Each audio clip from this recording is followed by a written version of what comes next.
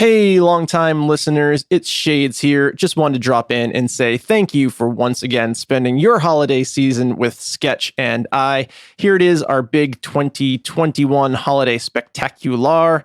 Geeking Out is always free to listen to, but it's not free to make. So if you could be so kind to help us keep the lights on in the GoCo, head over to our Patreon, patreon.com/shadesandsketch, where you can listen to exclusive content you will hear only there. And dropping simultaneously with this episode is our off-mic, on-mic conversation for Home Alone 3. So when you're done with the episode, your holidays aren't over. You get one more treat if you join us over at the Patreon. Thanks so much to all of our current patrons, and thank you to all of our future patrons. All right, enough of me. Here's this week's episode. Hello! I'm Sketch. And I'm Shades. And this is Geeking Out with Shades and Sketch. Welcome back, LTLs. Welcome back, Shades. Thanks, Sketch. Welcome back. Merry Christmas. Happy Hanukkah. And Merry Christmas, you filthy animals. Oh, my goodness. Guys, thanks for joining us for the holiday season. Regardless of the time of year and the merriment that is out there, Shades and I are always setting up our GoCo in a different corner of the Geeking Out multiverse. And this week to celebrate the season, where are we set up? Sketch, I'm glad that you asked. We are in the Chicago suburbs. For the holidays, we are in the third floor. It's a little scary up here. It's a little scary up here. In the Washington Street, Chicago.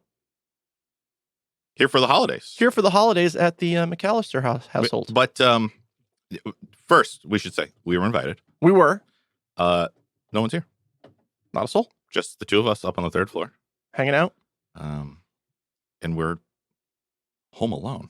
For the holidays. Oh my gosh. If we're home alone, then that must mean we're talking about Home Alone. Home Alone. Sketch, do we have a theme song? Oh, we have an iconic theme song for the holidays.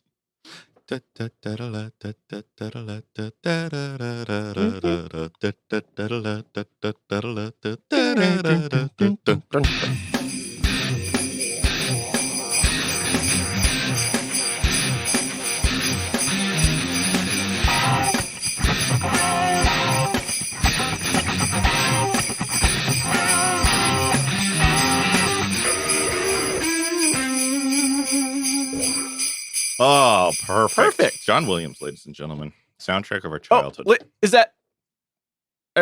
no? He's not in studio? Okay, no. He said no. He's here. He's here. He doesn't want to be Doesn't want to be in the episode. That's okay, John. Hey, have some nog. He is retired. We thought we were home alone.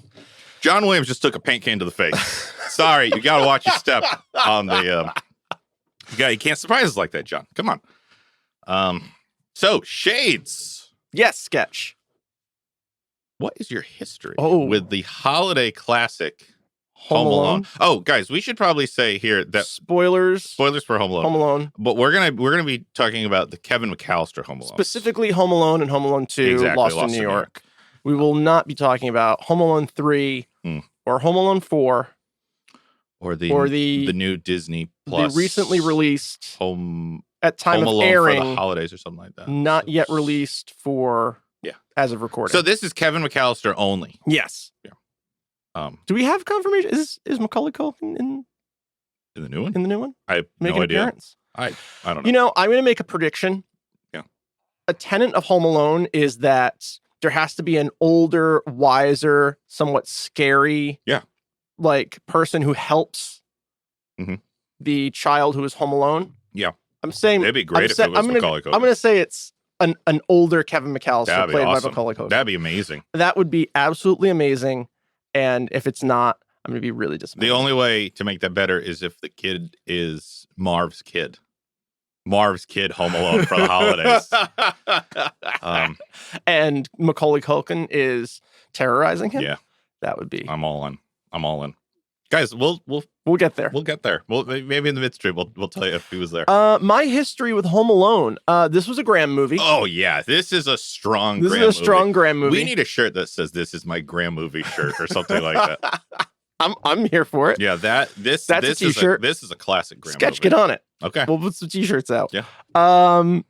This is a Graham movie, and some people like to sit in the back of the theater. Mm-hmm. I like to sit at the very front row. Very front? Yeah, I'm Wow. that person. I like very front row. I want the screen to take up my entire visual field. Yeah. I want to feel like I'm in the movie. Yeah. I think this is one of those movies that I saw 3 or 4 times in theaters. Sure. Blew my mind. Yeah. Absolutely loved it. Oh yeah. As a child. Yeah. Had not probably rewatched it in, I would say, over a decade. Wow. Okay. This is not like regular holiday viewing. Mm-hmm. But I had so much fun. Yeah. Rewatching this movie. Oh my, I've often talked about my happy place. I cannot think of or talk about, if you can dodge a wrench, you can dodge a ball without bursting into like giddy laughing, as I'm doing now. I had the exact same, I'm thinking about it. I had the exact same reaction to Marv pulling the light switch and taking that iron to the face. I laughed out loud so hard. I woke up the dog. Like Elise came and checked on, like, what, are you okay? She was like, happy noises coming from Shades. What is going on? It's a Christmas miracle, folks. I rewatched that scene conservatively, or just the iron falling on to the face conservatively 5 times. Yeah, it's great. Probably more. And Daniel Stern, he sells the physical comedy like few others. We're going to get there. We are going to get there. So I think this is going to be like regular viewing. And thank you, internet, for just being able to hop on YouTube and find Marv taking an iron to the face that I don't even have to fire up Disney Plus and fast forward to that scene. Listen, the world's a little rough right now. It is. But there has never been a better time to be alive. And my evidence for that is I can hop on a device in my pocket and instantly call up Daniel Stern taking an iron to the face on a loop for an hour. This is what our ancestors want. That exists. We won, ancestors. We won. We did it. Guys, there's never been a greater time to be alive than right now. If you like irons to the face. Absolutely. I 100% if you agree. like physical comedy, you can watch that on a loop. Yeah. With like Packenbell's cannon playing in the background and just Marv repeatedly taking an iron to the face. And occasionally a brick. Yeah. It is fantastic. It is. Longtime listeners, Merry Christmas, Happy Hanukkah, a festive Kwanzaa to you, Festivus for the rest of us. I rest my case. Now, what about Home Alone 2? Home Alone 2 in theaters? No, I did not see it in theaters. I think I saw it on television. It had a much lower standing. Like, if you had talked to me a week ago before I had rewatched these, I was like, Home Alone 2, that movie sucks. It was like more of the same, blah, blah, blah. He's in New York, same, like, rewatched it. It's very different. It's a very different movie, and we'll get there. I enjoyed it way more than I thought I was going to. Yeah. And we'll get there. We'll get there. This is a good time for me to what's say your my history with? I don't think I saw either of these in the theater. It was before my theater going days, but we watched them pretty regularly at home. Okay. And I know for a fact that we didn't have many VHSs, but we had Home Alone 2 Lost in New York. And we played that thing, or at least I put a hole in it a lot. Did you ever put a hole in a VHS? No, I don't think I ever did. But a couple of times. We watched this one a lot. And like one of my most cherished, truly, and guys, I'm being serious here when I say this. No hyperbole. One of my most cherished childhood memories is watching Home Alone 2 Lost in New York with my father. At least the first time my father saw it, and how hard he was laughing when Daniel Stern once again was taking all the bricks to the face. Like, I can clearly hear it and see it in my mind. My father just losing it, like in the most joyful way. I get that. So I get that. I had Good on you, Papa Sketch. I had such a big sketch. Big sketch. Stash sketch. I had he's got an iconic stash. Iconic. Yeah. If your dad ever lost that stash, I think like a piece of me would die. Yeah. I've never known him without it. And he hopefully never will. He threatens it a lot. He does this. He puts his pointer fingers over his mustache. How would I look? How would I look if I got it? How would I look if I did this? Strange. And I'm always like, you'd look like you have 2 fingers on your face. Like you do. Yeah. So not doing what interesting way to go through the day, Stash. If my father ever abruptly showed up without his mustache, someone's taking a brick to the face because I'm not saying it's going to be my father, but a brick's going to get thrown. Anywho. Hopefully we're not recording when that happens. Home Alone 2, for me, it's your Muppet Family Christmas. Yeah, and for such a long time, Home Alone 2, and I saw both of them. And I think we even had Home Alone 1, but as a kid, I loved 2. And I remember Home Alone 2 was always my go-to response when someone would say to me like, well, the sequel's never as good as the first. And I would always be like, Home Alone 2 is so fucking good. It is so good. And then so in almost an opposite reaction to you, although it's by no means severe, but when I watched them again for the pod, and it's probably been maybe not a decade, but maybe like 5 years since I've seen either of them, I was like, oh, you know what? 2 doesn't surpass 1. I'm seeing it with a more refined palette now, but they're still both so good, and they're very different. I agree with you on that. I think they're both special in their own way, but there are elements to 1 that are just brilliant. Yeah, and there's elements to 1 that are so magical in their uniqueness and their intimate nature, because it's his house. We are dangerously close to raving. Yeah, we better get to the history of these movies. Then we'll start raving. So anyway, yeah. So I watched 2 most growing up. Definitely watched 1. A lot, but you couldn't compare to how much I watched 2. Right. 2 definitely flavored my opinion of what New York was going to be like if I ever visited New York. Okay, so I'll say this now, like Home Alone 2 is like a museum piece for New York that was. It is crazy how much of the city they captured in that movie, and it's like, oh my God, like New York is a shithole now. Like New York is like this crazy caricature of itself, and it had this like charm and aesthetic that like there's really nothing special about New York now. Like if you go to a major city hub, it like looks like one of these cartoon character cities that you see in movies all the time. That could be like Dubai, Tokyo. Like it's gone over the top. Yeah.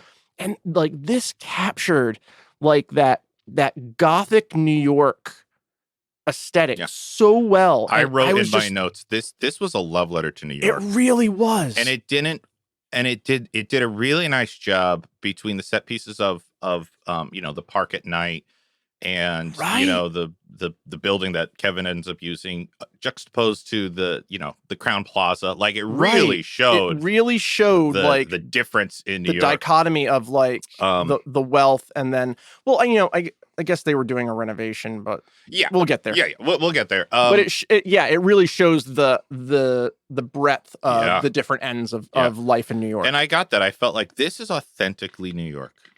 But I remember as a kid being like, oh, New York must be terrifying. Thinking of like that scene of like Kevin walking by the park the first time, and like everyone's like, looking for someone to tuck you in and read you a bedtime story, and like the people are just laughing at him. Well, the first time I went to New York was 1995, and it looked exactly like this. Oh, and I guess that's what I'm trying to say is like today's, as you're saying, today's New York is different than today's New York 80s, is mid-90s New York was very like Times Square was the red light district. You didn't go there.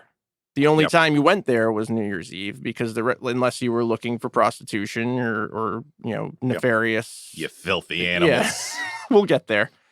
You've been smooching with my brother. No, Smoochie. You've been smooching with everyone. That's 2, right? That's 2. Angels with dirtier faces. Filthier souls. Face. Yeah, angels with filthy souls and filthier souls. And the real movie is Angels with Dirty Faces. Oh, okay. That's funny. Is a real like pulp noir. They like spoofed it. Yeah. Gotcha. Oh, you got to the count of 3. to get your yellow, no, dirty, you're lying, dirty, no good yellow keister off my property before I pump your guts full of lead. So good. Yeah. Iconic. So much. This is iconic. Yeah, we're gonna get into rave. So let's film do history of Home Alone. Writer John Hughes conceived Home Alone while prepping to go on vacation. And I did not know that this was a John Hughes penned movie. Mm-hmm. And it makes so much sense now. Like, it definitely has that vibe of 16 Candles, Pretty in Pink, with a completely different premise, but like it feels like a John Hughes movie. I didn't know that's who John Hughes was. Oh, yeah. And all of his movies take place in and around Chicago. Oh, okay. And quote, John Hughes says, I was making a list of everything I didn't want to forget and said, I better not forget my kids. Then thought, what if I left? Yeah. Then I thought, what if I left my 10-year-old home? What would he do? Initially, it was set to be financed by Warner Brothers. Hughes promised to do it for less than $10 million.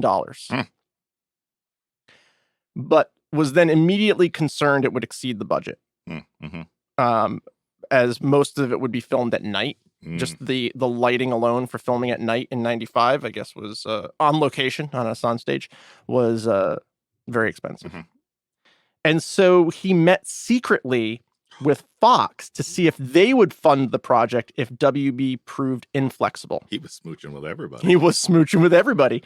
A copy of the script was sent to 20th Century Fox clandestinely. Early in production, the budget grew to $14.7 million, and WB shut down production. Before they could put it into turnaround, Fox bought the rights the next day. Good on you, Fox. Yeah. Macaulay Culkin was Hughes' first choice to play Kevin, but director Chris Columbus did not like him and met with over 200 other actors. The part was actors including John Mulaney, whose parents refused to let him do the movie. Wow. Interesting. Robert De Niro and John Lovitz both turned down the part of Harry. Uncle Frank was originally written for Kelsey Grammer, and John Candy was only available for one day, for which he was paid $414, did the film as a favor to Hughes, and all of his lines are improvised.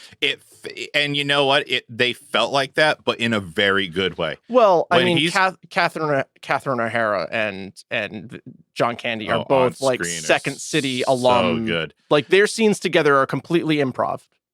When he's talking about leaving his kid at the funeral parlor. Yeah. Oh my, I was losing it. Maybe I didn't get that as much as a kid, but now I was like, oh my God, it's so funny. He was just there with the corpse for all day.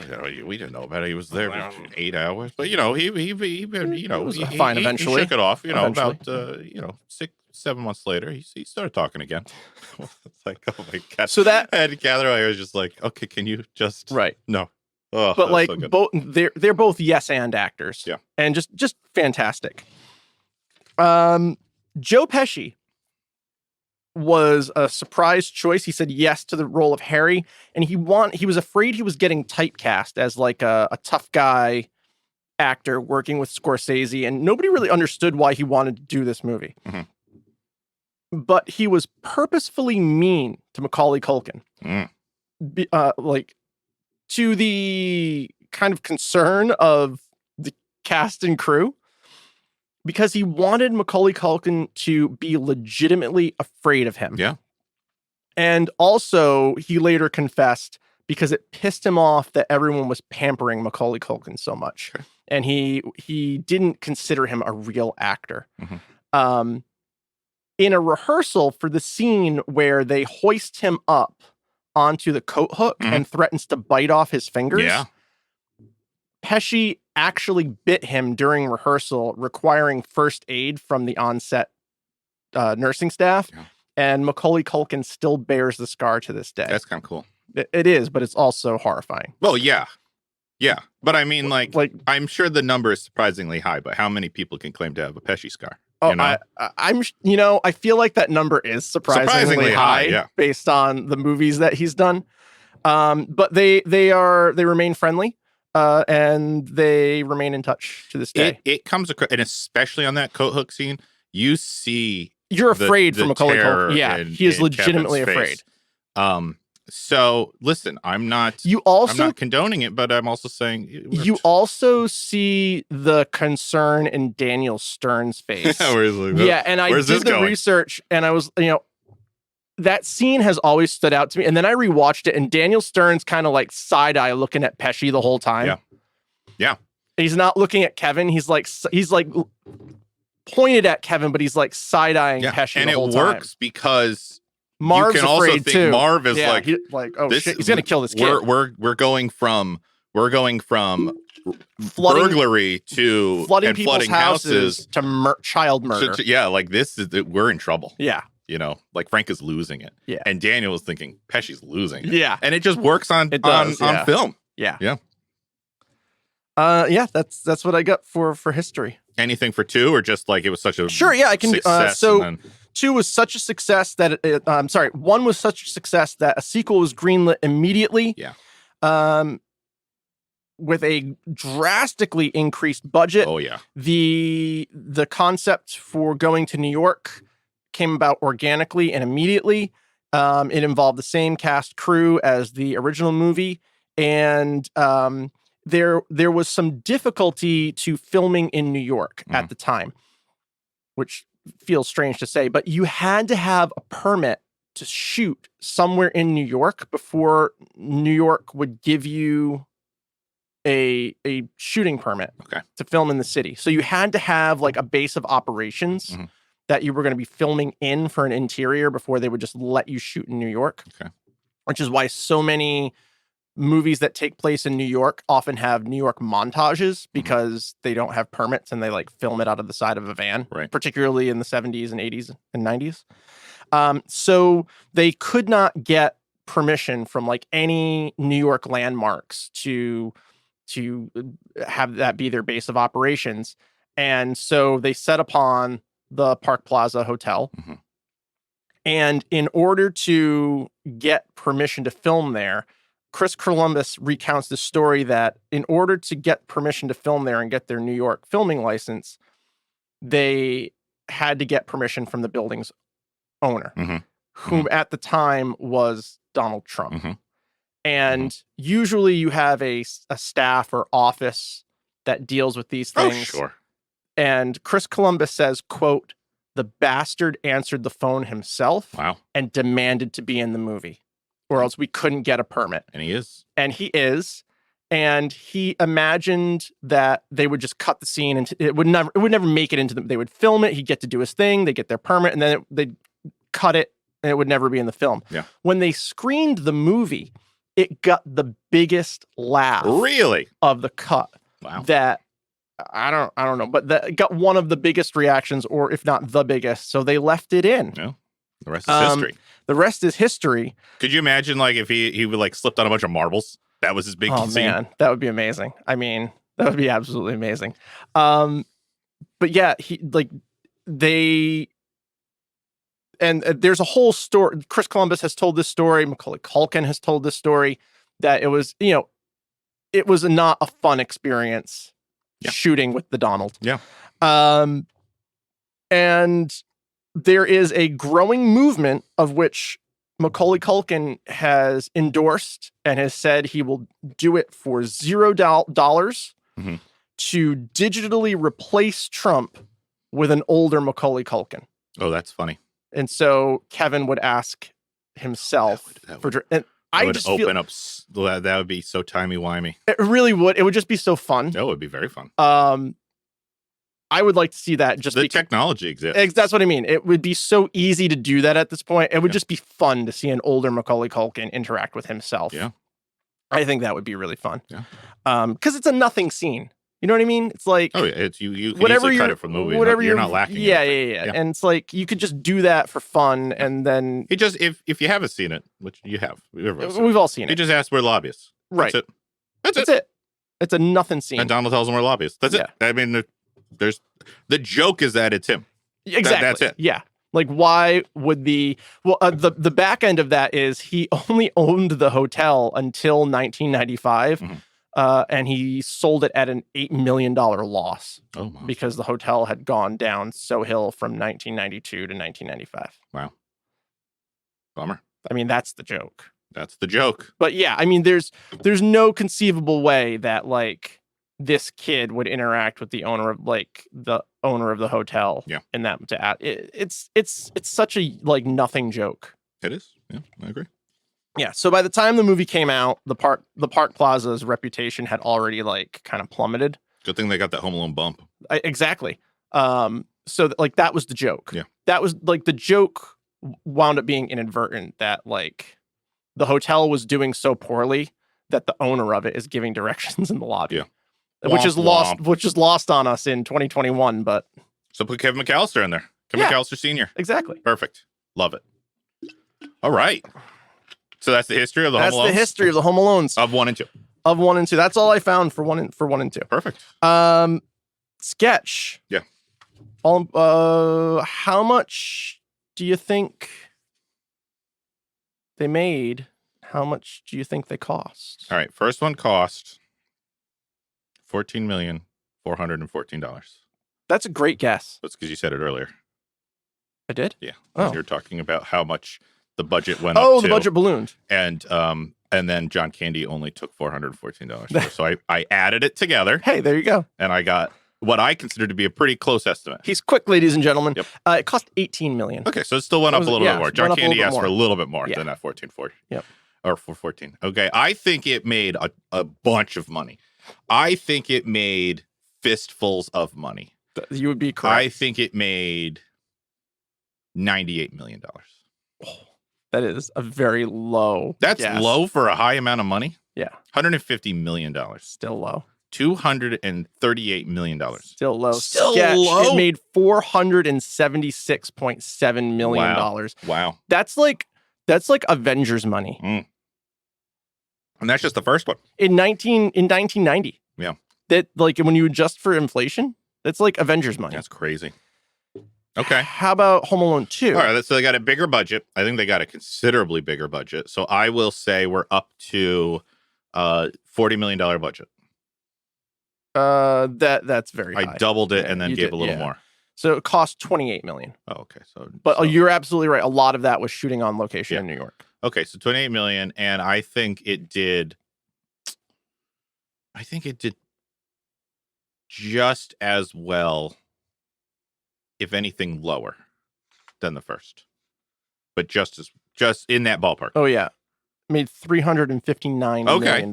Which to me is still okay. Stupid Yes, I know amounts of I'm money. off by millions of dollars. But right. Stupid amount. It's next to stupid amount of amount. it's a very simple movie. Yeah. That's a stupid amount of money. Yeah. It all kind of hangs on Macaulay Culkin. Oh yeah. No, it does.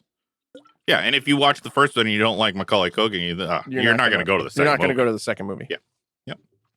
All right. All important internet scores. All important internet scores. IMDb gives Home Alone a 17 point. I'm sorry. Wow. That's incorrect. This is a new. It's a 10 scale. IMDb gives it a 7.6. Okay. Rotten Tomatoes critic score 66, fan score 80. Wow. Metacritic 63, critic score, fan score 82. 93% of Google reviewers love this movie. I gave it a 95. Holy shit! I gave it a 95. Hey! Look at that. We did it. It's excellent. It's so good. I don't know what these people are thinking. Long time listener, we just high-fived. It doesn't make for great audio. Yeah. Oh wow. Yeah, I gave it a 9. I also gave Home Alone 1 a 95. It's so good. Fan flipping tastic. It's so good. I agree. All right. How about 2? 2. IMDb a 6.8. Critic score a 34. Fan score 61. That's Rotten Tomatoes. Metacritic 46. Critic score 71. Fan score 93% of Google reviewers love this movie. Google. I gave it a 90. I gave it a 92. Hey, there we go. So look at that. We're on my the same average page. for Home Alone is a 92.5. And my average is a 94. Hey, there you go. Holiday classics. How do you? They really are. And let me tell you something without pulling the curtain back too much here. You can watch these at any time of year and it'll put you in the Christmas spirit. Yeah. Now I know you texted that to me. I know it's Christmas right now. You're like, and we watched this. Time of watching was around Halloween. Like, and I was completely out of the Halloween mindset. Yeah. And 100% into Christmas. Yeah. Yeah. I was like Skip any right big box store right now. I'm just 100% into Christmas. Yep. Yeah. So, Christmas in July, Christmas in September, Christmas in October. Anytime is Christmas when you're throwing paint cans at criminals. Yeah. Yeah. I mean, that was our family tradition. Yes. I still feel really bad for John Williams. Oh my God. He really, the nose. He'll never be the same. He did that classic. Oh, yeah. That was the sound of a tool chest falling down the stairs. There are so many good deliveries. So good. Shall we start with raves? Yeah. Wait. Another great delivery I loved it too was when Kevin is throwing the paint cans down the stairs and they're counting. We're coming up the stairs. There's one. Harry! Ow! You got me right in the schnoz. That's two. And then they go up and they get hit by the lead sewer pipe. And then you're doing that's three. And then it cuts the rope. And Joe Pesci's little no. And the clunk. That's four. I mean, they sell it. Sell it so well. Losing it. Yep. Then and now. Yeah. Then and now. Yep. All right. So good. Let's get so good. Official raves. Okay. The whole thing hangs on Macaulay Culkin, as I said, and he's fantastic. He's just a fantastic actor. And when he turns to camera and starts pulling a Deadpool, breaking the fourth wall, he's perfect. Yeah. He is. I mean, I don't know how old Macaulay Culkin was when he did the first one. Probably 10, maybe, if that. Yeah, just somewhere around that age. He's fan-fucking-tastic. Yeah. And or when he's like waxing on philosophically, it's endearing and genuine. Like when he's monologuing his inner voice for us, or turns to camera and just breaks the fourth wall. Yeah, it's perfect. You forget that he's not a child actor. He's just an excellent actor. I think that's one of the big strengths of the movies too. I mean, the scenes where he is talking to an adult as an adult. Yeah. He's very good. Like when he's talking to the cashier in the first movie and she's like, "Is you here by yourself?" He's like, "Ma'am. Right. I'm 10 years old. I'm afraid to go to the bathroom by myself," or whatever he says. He's like, "My mom's in the car." Right. And then he's doing like all these things. He buys the little toy for the kids. Right. Right. Yeah. Is TV dinners any good? I'll give it a shot. Like, and he's just so, and when he talks to the hotel people, he's great at that turn of like, I'm a kid, but I can talk like a grown up. Right. Of course I'm not here by myself. Yeah. Of course this is, I know how this looks. Yeah. I know how this looks. Let me assure you, it's not that. And it's never like, it's mischievous, but it's never with malice. No. The only thing I will say, and I don't fault him for this, is it is mean-spirited when he's talking to his family. His family, yes. But his family is terrible. We're going to get there. Like, I don't blame him for it. And it's more believable that he's horrible to his family because his family's horrible to him. Yeah. It's just a horrible family. We'll get there. Yeah. No, he's wonderful. Okay, well, okay, that's a good segue into this rave of mine, which there's a lot of growing between 1 and 2. Yeah. And in a lot of areas. So I think Macaulay's performance in 2 is even better. Yeah. In 2, like he's grown as an actor. But also, I like that. So that was Macaulay's performance, but I like that Kevin, like, right. He's retained the lessons of 1. Like, he's not a blank slate. Right. In 2. And this, we're not just, and yes, I know in a lot of ways we're redoing 1, but I'll talk about the pigeon lady. When he meets her, obviously she fills the role of the snow shovel slayer. Right. And he immediately is afraid, just like he was a snow Right. shovel sled. But he stops himself. He immediately and stops he's like, himself. oh, okay, Yeah. I'm having a gut reaction. And, Right. and Sorry about I know that. better than this. I loved that. I Yeah. love that, like, we're not just ignoring the growth he made in Right. one, from the beginning of one to the end of one. Like, now we're continuing on that. And then just everything grows into, like, obviously the budget was pushed into it where the pranks get a little more elaborate, a little more deadly, definitely. Right. Everything into like elevates. Yep. Now, you heard both of our scores. That doesn't necessarily translate into scores. Right. But the effort was there. Like, the effort across the board in every part of making this movie was like, let's do what we did in one, but put more effort into it. Right. More effort. And sometimes that paid off and sometimes it didn't. But I did appreciate the fact that everything was, they tried. Let's dial it up just a little bit more. Yep. Yeah. And not to like levels of cartooniness. No. While at the same time you have a very like cartoony action sequence that it hinges upon. I mean, that's that's what the kids are there for. Yep. But yeah. So like everything, even the I find 2 to be more Christmassy than 1. Oh yeah. There's absolutely. Like 1 takes place during Christmas. But yeah, I would argue that 1 is not a Christmas movie. It doesn't necessarily give you the Christmas feels, other than it takes place at Christmas. There's a lot of visuals of Christmas. Yeah. 2 is like a Christmas message in there. 2 is very much a Christmas, like moral of Christmas story. Yeah. And well, this brings me to my next rave. Oh, we're just flowing. We're Harry and Marvin it. We are. Crowbars up. Dink. I love that, by the way. I love that too. Yeah. I forgot about that. When we were demoing my old place. Would you crowbars up? My dad and I turned to each other, crowbars up. Nice. Yeah. The cinematography, particularly of the first one, and I like that you said that the second one is a Christmas movie. Mm-hmm. The first one is a neo-noir movie. It's shot with all low Dutch angles, and like it's like the camera is often off kilter, and you have like the spider that's like crawling through the house, and you're often like shot from those like low Dutch angles at the spider to like emphasize its size and scope. And it's contrasted against Angels with Filthy Souls, a fake noir, but it's like a love letter to noir film. And it's very dark and it's very cynical. Oh, and it's like you believe that Harry wants to murder Kevin. Yeah. And like in the second movie, Pesci wanted to murder. Because Joe Pesci wanted to murder Macaulay Culkin. There was no acting there. And in the second movie, they're like not even pulling a job. Once they see Kevin, they want to kill him. They just want to murder him. Yeah. Like Kevin secondary in their second. plans, and now it's just like that's it. He's pushed us too far. Yeah, nothing would give me more pleasure than to murder you, right? Or whatever he says. The plan is secondary in the second one to like the heist. That's just like embedded in their soul, a heist.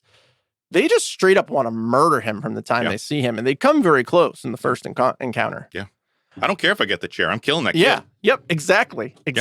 And like, that's not Harry. That's just Joe Pesci. Yeah, like I don't care. Like, I'm gonna murder this kid. Yeah, very few people know this, but he was incarcerated. He was. Yeah. So I don't think there's another movie like this with that scene inside of scene, and it's not a real movie. Angels with Filthy Souls. Mm-hmm. It was filmed in a matter of hours. Mm-hmm. It was like populated with props from an antique store and like John Hughes and Columbus's like personal accoutrement, because they both like film noir. Mm-hmm. And it was shot in one take. Yeah. And it's fucking brilliant. It is. It's like such a contrast when like you see how that's shot and filmed, and then when you see how like the movie that we're watching is shot and filmed, it parallels so well with like the outline of the silhouette behind the door, Marv and Harry with their silhouettes behind the kitchen door. Yeah. Like it is a neo-noir movie. And I love like when you brought that up about the second movie, it's a Christmas moral story, like along the lines of like, do you remember like the Prancer movies when we were a kid that were TV movies where like they have to rescue Prancer? No, it's like a lot. Like you have to save Christmas. You gotta save Christmas. It's a save Christmas movie. It's a save Christmas movie. And the first one is not a save Christmas movie. at all, and it's film noir. It's seen neo noir, and I love it. Have you seen the people online who they take the footage from Home Alone 1 and they recut it and make horror trailers? No. Oh my god, we gotta watch one of these. Oh later. my god, we gotta watch one. So there are people who just use editing. They don't use any. They don't alter the footage. They just re-edit. They just re-edit the footage, and they make like a horror trailer about Kevin being like this maniacal little like devil child. Oh, we gotta watch it. I'm sure. And you know what? And then in 2, I was constantly impressed in 2 by some of the camera work in 2. Like when he's walking through the park, I don't know why it stuck out to me. Kevin's walking through the park and he stops in front of the statue and the camera's way up above the statue's shoulder and he's pointing and Kevin is basically just on his hand, like perspective wise, and he's pointing off towards the hotel. That's one of those instances where I'm like, that was effort. Yeah. That was like, you saw that, you framed that in your mind of how you want to put the camera. It's different cinematography than the first movie. It's like, you know, and I appreciate that. We're not like just rehashing it. Yeah. Again, there's a lot that's the same, but there's so much that they tried. I've given Chris Columbus some flack. You have. I have publicly said on this podcast he is my quote least favorite director. Yeah. I got to take that back. He knocked him out. I got to take it. I got to take it back. I did not realize these were Chris Columbus movies. Yeah. I don't know what happened between Goonies and Home Alone. The guy learned how to work with kids. Yeah. And he can make a fucking good movie. Yeah. So Chris Columbus, no longer with us. He can't hear that apology. But too little, too late, I guess. But I said it. Seance him in. Just apologize. Wait, it is creepy being told up here. We have Chris Columbus. We have exhumed. Oh my gosh. That is. Oh my gosh, Chris Columbus just took a paint can to the face. Those steps are dangerous. No one should be coming up here. Why are there just paint cans waiting suspended on triggers? Yeah. Whose house is this? You know what's fitting? The house of a serial killer. We've already said. Spoiler alert for how things are made. But yeah, we watched this in October. I actually watched the first one on Columbus Day, and then I was like, "Oh shit, this is going to be a new tradition. This is how I observe Columbus Day. I watch Home Alone." Sure. Which was funny. I wouldn't be surprised if I watched this. No, I already know that I'm going to be watching this again many times because Doodle watched it with me. Oh my god! And he effing loved it. Oh, I can only imagine. And we've already watched it again since. Oh my goodness! And so I'm sure it's going to be on. It's Doodle's favorite movie. Yeah, he's leaving a lot of nails point side up on shingles around, which is a little troubling. That's problematic. But I think I shook him from that behavior because I told him if he did it again, I was going to bite off his fingers. There you go. So I think parenting tips from Mr. Pesci. You know what's funny? The one scene we haven't really watched obviously anything scary with Doodle because right now he's 3. Sketch, I'm sorry. I'm being told from the control room that we have Child Protective Services on the line. You're gonna need to take that. I've never seen him be more somber and serious than when the Angels with Filthy Souls scene played out. And I just looked over because he's on the couch with me and he's just like staring at it, mouth agape. And I'm like, "Hey, bud, it's just pretend." And he's like, "Okay." It's so terrifying. "Are you okay?" And he just like nodded slowly. I remember as a kid being like, I could feel the anxiety in my I remember that feeling in my chest of like, worry. oh no. But now he calls us all filthy animals. And I'm like, oh my gosh, this is not. I love it. This is not gonna be good. Next time I see Doodle, I'm just like, "Hey, filthy animal." He's gonna say to you, "Oh, you filthy animal," and you're gonna be like, "Oh, you like Home Alone?" And he's gonna be like, "What's Home Alone?" Yeah, you filthy animal. You filthy animal. You've been smooching with my brother. You've been smooching everyone. Oh, okay, Rave. I don't know who that actor is, but he's fantastic. Who is it? Is the next rave mine? Yes. Okay. All right. Let's just go ahead and say it right now. The movies were and still are the perfect trifecta of physical humor, practical effects, and actors' performance merged together. I mean, those scenes are iconic. Yeah. And they are over 30 years old at this point. Yeah. Yep, they are. And you'd be hard pressed to find anyone who can't remember a paint can to the face. Right. An iron to the face. A lot of face damage. Joe Pesci burning his hair like twice. Blowtorch to the head.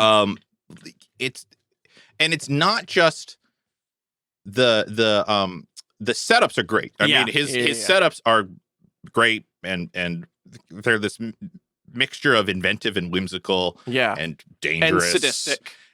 But having now stepped on my fair share of glass, oh god, out of everything they go through, Marv's first stepping on the nail, and then the Christmas ornaments, the glass Christmas ornaments. I mean, that hurts. The longtime listeners, the human foot is a bleeder. Oh yeah. I mean, that is the slightest tap, and you are. I give it to Marv for continuing on through those movies. I mean, and he stomps on that glass. At that point, he's just like, and they're popping. Yeah. And I know it's like breakaway. Oh yeah, like bottles. No, I mean, he's stomping on. And he's rationally just know that, but when you're watching it in the movie, he's just like grits his teeth and he's like, "I'm gonna just murder this kid." And at that point, he's just driven by blind rage to murder Kevin. This time watching it, I was like, Marv, just like sweep it with your foot. Like sweep exactly. After you step on the first one, just sweep it out of the way, and he just stomps on those fuckers. Gosh, but what sells them? Give that man an Oscar. And that's what I'm saying. What sells the traps more than anything is the way they are performed and the way they are reacted to by Pesci and Stern. Stern is better at it than Pesci. I mean, definitely the Pesci aspect to things is that like it's Joe Pesci getting knocked around and like being funny, but like Daniel Stern's screams are on par with like I think I said way back in our Jurassic Park episode that Lexi's scream with the T-Rex is like one of the best screams in cinema. Daniel Stern's scream with the spider. And the pigeons in the second movie are fantastic screams. And the traps wouldn't be as iconic if you didn't have those reactions to them. And he had an ability to like not just express pain, but you believe that the expression of the pain he is feeling is specific to the injury that he sustained. Oh yeah. It's not like he just has a stock this very goes into my next rave, but like Pesci's doing like a Yosemite Sam character. He's like, he literally does. He literally, he's literally doing Yosemite Sam. But I mean, you believe that's that character. Mm-hmm. Daniel Stern is, you're like, Joe Pesci, you can't swear in this movie. So he's like, all right, then I will. And interestingly enough, it's Daniel Stern that slips a shit in the first movie when he sticks his head through the doggy door against the pellet gun to the BB to the head. Yeah. Hello. Yeah, Pesci was not able to swear during the movie, and he just does rasfrasses. Yeah, he waxes Yosemite Sam, and I mean Daniel Stern. He sells the injury like when he steps on glass. His reaction is different than getting an iron to the face. Yep. Or paint can to the face, like you believe that, or electrocuted that the electrocution. That was another one that my dad lost it at. Well, what's really fun about that, excuse me, is that that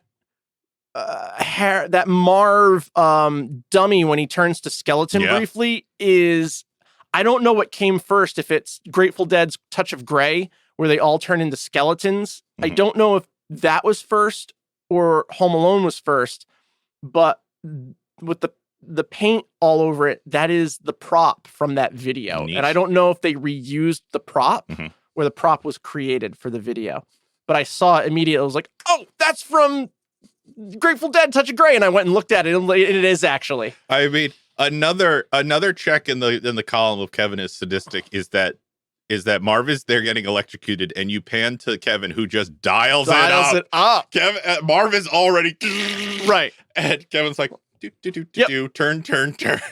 Holy shit, Kevin! Holy, you already stopped the robbery. Right, exactly. Now that's just we've just escalated this to. We're gonna get there. We're getting there. We're gonna get there. Yeah, that was. there's a big case to be made that Kevin is the real villain of the movies. Oh yeah. But he's like a Punisher in the second movie. Is it? He's only the hero because he's stopping a bad thing from happening. He is in the second stopping movie, a bad thing with a bad thing. Yeah, in the second movie, you're right. He's like the Punisher. Yeah. He's just they straight up want to kill him, and he does murder them. It's premeditated. Yeah. And it's very premeditated. The second one in particular is premeditated, you can say the first one obviously is self-defense because they're attacking his home, but he's luring them to a trap house. Correct. Yeah. He is like H.H. Holmes level, created a murder house. Yeah. When that pigeon flies out of Daniel Stern's jacket at I forget every time. And then the cops have him and jumping, shut up, and yeah. Laugh amazing every time. I think it's my rave. Yeah, it's your rave. Okay, they never turn Kevin into a superhero. No, at the end of the day, the adults always get the better of him, and wisely, an older, wiser adult who Kevin has written off in some way rescues him. Mm-hmm. I think that's so smart. And I think the setup was better in the first movie. But I like that even in the second movie, even though they've turned him into like a serial murderer, he still is a child who can be outsmarted or gotten the better of by adults. I mean, he slips on ice. Like out of everything he's done, he's not aware enough of his surroundings to that's comeuppance. Yep. All right. Well, yeah. No. And I very much our raves are just flowing so great into each other. We're a good team. We're a regular Harry and Marv. Are we the geeky bandits? Yeah, we'd be the geeky bandits. We're the geeky bandits in this episode. Crowbars up. Everything about the Snow Shovel Slayer is a big rave for me. I loved the setup with Buzz like creepily talking about the rumors about this guy. I loved how the filming was framed so that Kevin, like, you could see that like Kevin like terrified of Macaulay this kid. Culkin was mildly afraid of him. And like, you know, as and I was too as a kid. Yeah. Like, I was so afraid of him. And as an adult, I'm watching it going, I'm looking at it a little more discerningly, like, there's nothing really terrifying about him, but the way I'm seeing him is it's those low Dutch angles with his boots. Yeah. Like, and the boots, And it's so interesting because he's dressed so well and so properly, but then those boots. Yeah.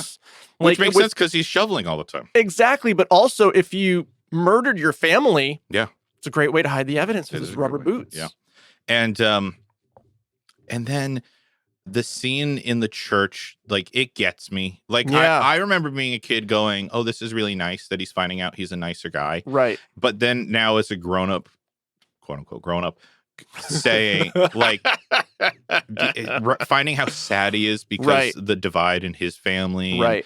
And how genuine he was, like, just asking Kevin, like, you know, if he's been good and, you know, and just he sees that Kevin, there's a divide with him and his family. And he's like, well, listen, you could wind up like me. And then Kevin in his childhood innocence is just like, that's just call him. Yeah, just call him. Like, you'll never know. I mean, right now you're living not knowing. You call him and then at least you'll know one way or the other. And then, God, that look at the end of the movie when Kevin looks out the window and the Snow Shovel Slayer looks back and gives him a little wave and a knowing nod. I'm goosebumping talking about it. So well executed. It's beautiful. It's the beautiful part of this story. Well, what works so well too is that the framing of the cinematography, like you were saying, the cut on the hand, the camera is like shooting that Dutch angle up through the glass, and he slams his like bloody hand down on the counter. The movie is telling us we can't trust this character, that he's dangerous somehow. And then the framing of that shot is their peers. They're on equal footing. And, you know, we have a very soft lens, a soft focus on both. Yeah. And it's just really the movie's now, like, it really is beautiful. It's visually beautiful, but it's emotionally beautiful. Yes. And I'm very happy that Mom gets home for Christmas and they have their moment. But that was a better moment. That was a better moment between Kevin and that guy. So, and my heart is warm just talking about it. Yeah. Just a fun little aside. The actor who plays Buzz. I didn't write it down, but he's a distant cousin of Elise. Oh, that's funny. That is fun. And he also plays tinfoil hat Kevin in Amazon's The Tick, which is fantastic. Oh, okay. Did you watch season 1? I did. Okay, yeah. So he's tinfoil hat Kevin. Oh, that's funny. Yeah. I think it's like amazing that his most recent role was playing a character named Kevin. 6 Degrees of Buzz McAllister. Yeah. There we go. That's funny. That's fun little aside. I have a few more. I do too. Raves. I have more raves. Okay, cool. We could rave for days. We could. Isn't it nice? I feel like lately we haven't had raves for days. I agree. For the Christmas time, for the holiday season, yeah, it's great to be raving for days. Yeah, guys, buckle in. We're jolly. Tim Curry, Rob Schneider, and Dana Ivy's hotel staff. Mm-hmm. They are just like perfect screwball comedy. Yeah. With their suspicion and their hijinks. Yeah. And that scene in all of the exchanges that Kevin giving him a stick of gum to Snyder, Tim Curry like spying on the bozo inflatable. Yeah. And then apologizing to Kevin later. My like, father already left. You're probably not going to see him for the rest of the trip. Sir, would you want to see someone who saw your butt in the shower? Yeah. And like Curry's like the way those 3 adults particularly act off of Macaulay Culkin is perfect. Well, it's so good. And again, we're just rolling into each other. We are. I want to talk about Tim Curry here for a second. Okay. Because I think this is our second Tim Curry property this season, Artisan Skull. It's the holiday of Tim Curry. It is. And Tim I was Curry waiting for him to start munching on a sesame cake. I need a reaction GIF or GIF, whatever you say, but I need someone to make it for me of the phenomenal transition between the Grinch's snide grin to Tim Curry. Yeah. Beautiful. It is. Loved it. Yep. And I think I love Tim Curry in it all the way across. Do you think he was mugging? Do you think he was mugging on it? That he could see it on? Maybe. In the room and he was mugging on it? I think so. I think that's Tim Curry's genius. My favorite Tim Curry performance in this movie is something physical. It's not even a line he says. Okay. But when he says to Kevin's mom, you can't go out there. Right. It's like, this is like New York and you can't go out right. there.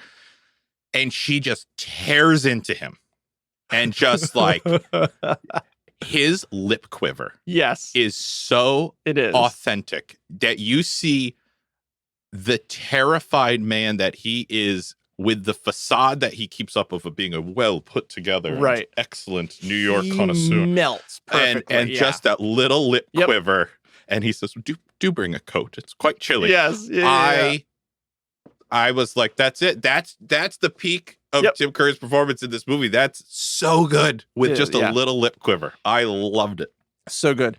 I agree, and I'm gonna piggyback right off of that with Katherine O'Hara. She is. She's always a rave.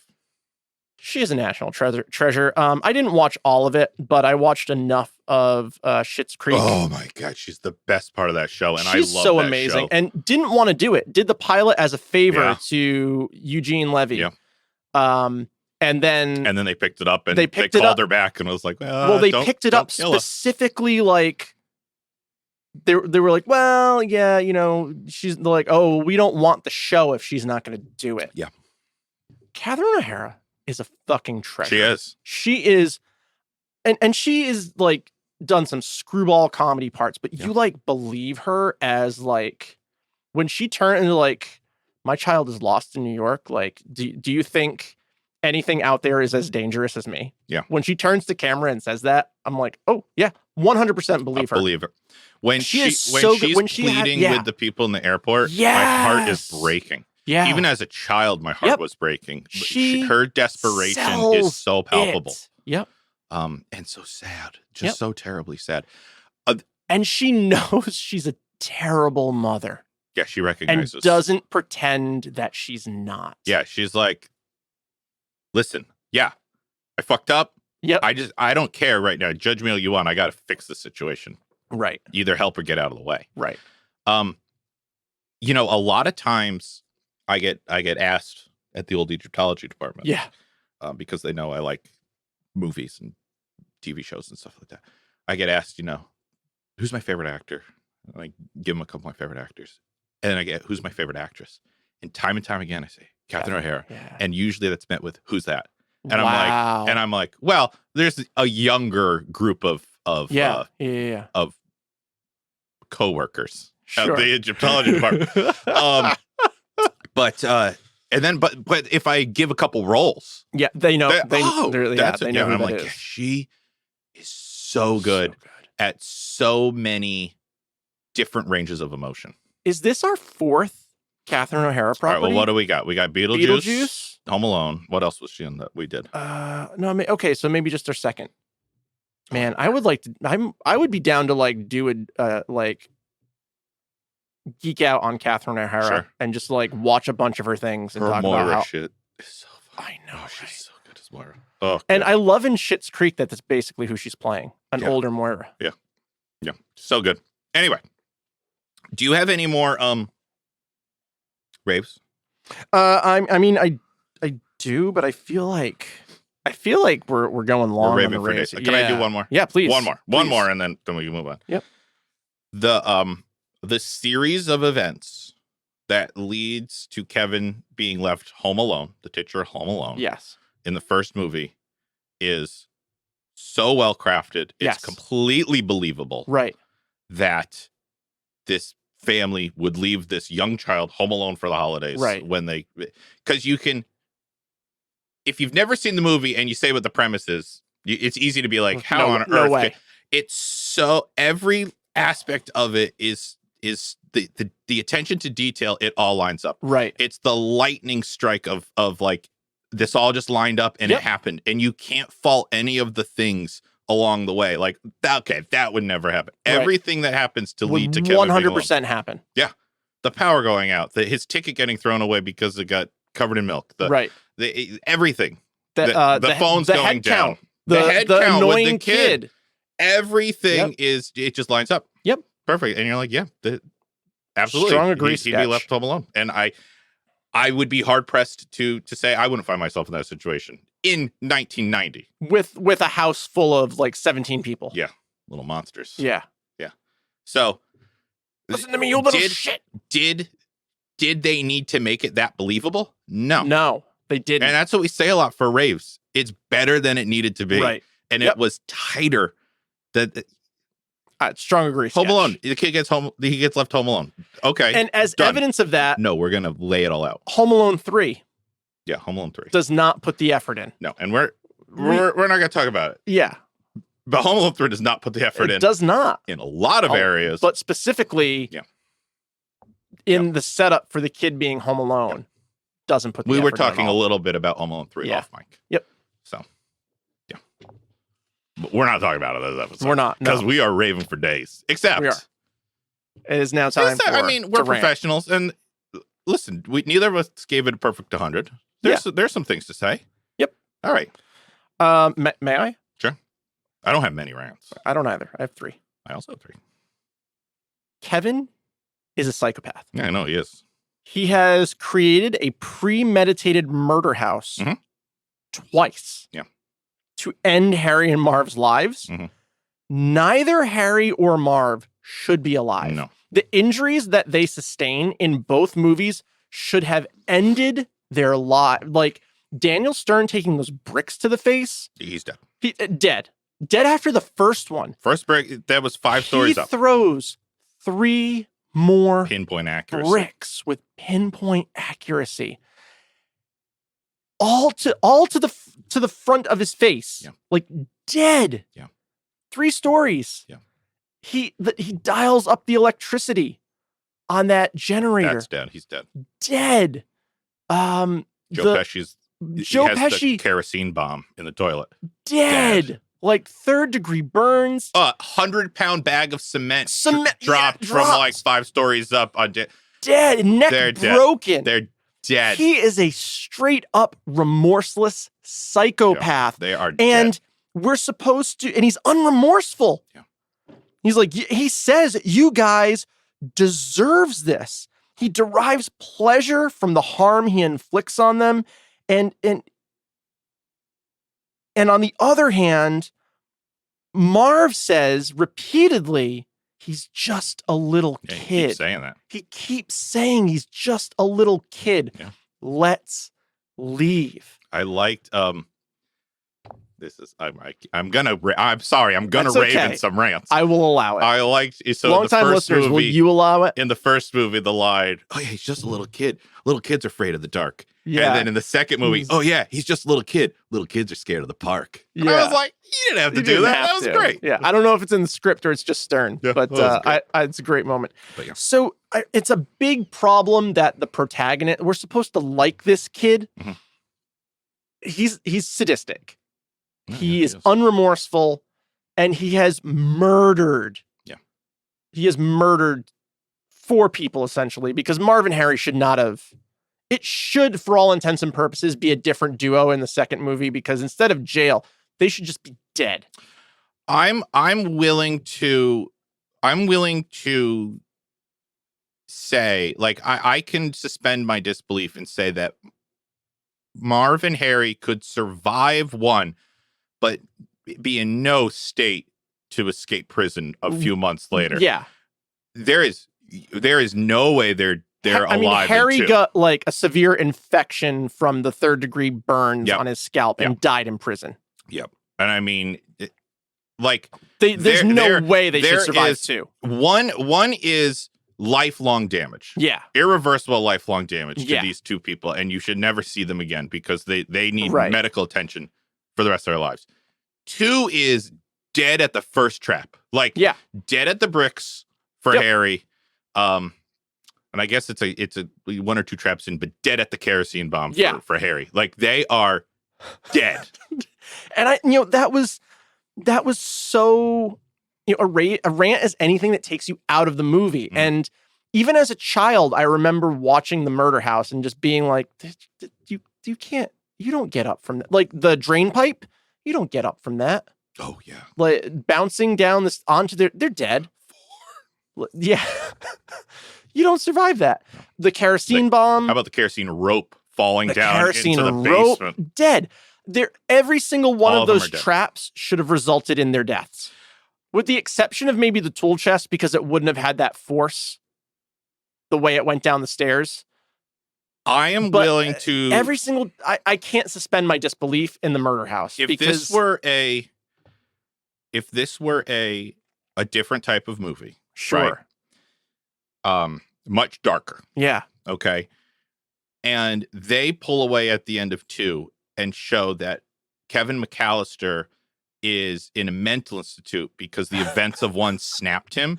And what we've been watching is like just, his retaliation of what he would do if he ever got his hands on the sticky bandits again. Like, it's a fantastical setup. It's a fantastical location, and it's way too gruesome of violence. If they pulled back and told me it was that, I'd be like, yeah, that makes sense. Yeah. That, like, all the events of Kevin's this movie imagining make sense. This is his, like, he's like digging like marks into the wall and drawing it out. Now that makes it for a very different drawing it movie. with his own feces in like an institution. Sure. Very different movie. Very. But I'd watch it. It like that feels to me more what's going on. Yeah. Yeah. Because it is well, it's and that's so outrageous. And that's one of my rants is that 2 is really hard to believe. Yeah. 1 is one of the things that makes 1 just a perfect little movie is that it's very believable from start to end. It's small scale. It's small stakes. 2, Lost in New York. Yeah. It starts off already a disadvantage of this is already hard to believe. Right. It's already hard to believe that Katherine O'Hara's character isn't like militantly now watching Kevin to make sure he's showing up. Right. And again, I'm even getting out of my mind that, we now live in a post 9/11 world and this is a pre 9/11 world where, you could make these mistakes in an airport and stuff like that. So that is I legitimately wrote this. Lost in New York is so unplausible, even in a pre 9/11 world, that Kevin could get on the wrong plane like that.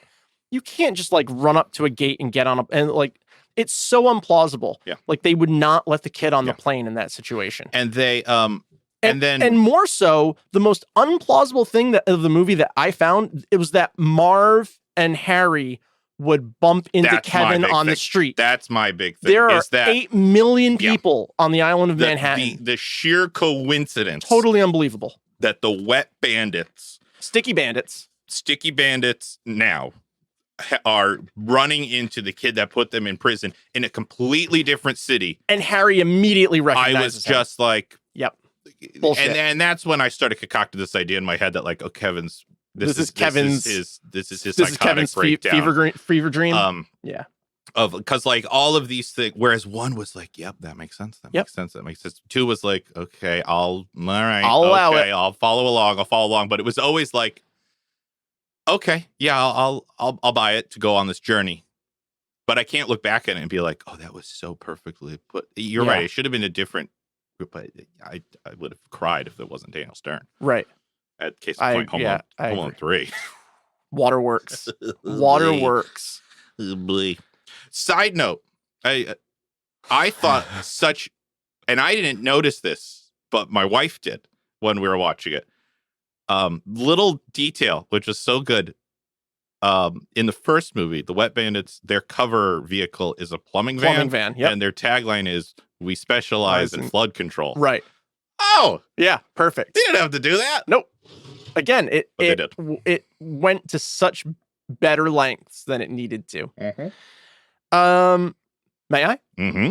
The McAllisters are the definition of privileged and shitty people. They're horrible. They forget their youngest child twice. Yeah. They have no concern for him until there is a consequence for them. Yeah.